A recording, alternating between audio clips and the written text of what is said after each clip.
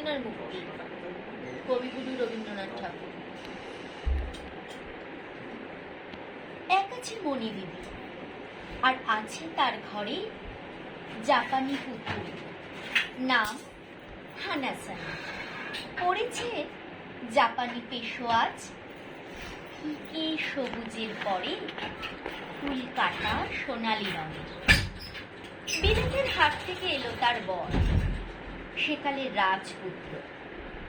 কোমরেতে তলোয়ার বাঁধা, মাথার টুপিতে উঁচু পাখির পালক।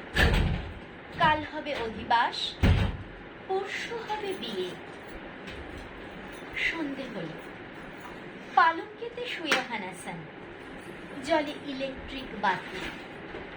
কোথা থেকে এলো এক কালো চামচিকে, উড়ে উড়ে ফেরে ঘুরে ঘুরে, সঙ্গে তার ঘোরে ছায়া। হানাসান ডেকে বলে, চামচিকে, লক্ষ্মী ভাই, আমাকেও উড়িয়ে নিয়ে যাও মেঘেদের দেশে। জন্মেছি খেলনা হয়ে, যেখানে খেলার স্বর্গ সেইখানে হয় যেন গতি ছুটির খেলায়। মণি দিদি এসে দেখে পালঙ্কে তো নেই হানাসান।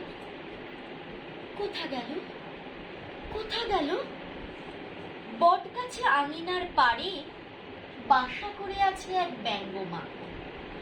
সে বলে, আমি তো জানি চামচিকে ভায়া তাকে নিয়ে উড়ে চলে গেছে। মণি বলে, হেই দাদা, হেই ব্যঙ্গমা, আমাকেও নিয়ে চলো, ফিরিয়ে আনি গে। ব্যঙ্গমা মেলে দিল পাখা।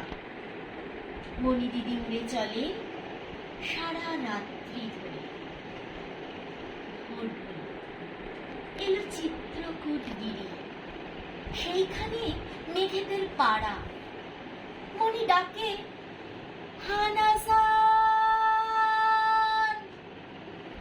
কোথা হানাসান, খেলা যে আমার পড়ে আছে। নীল মেঘ বলে এসে, মানুষ কি খেলা জানে? খেলা দিয়ে শুধু বাঁধে যাকে নিয়ে খেলে। মণি বলে, তোমাদের খেলা কি রকম?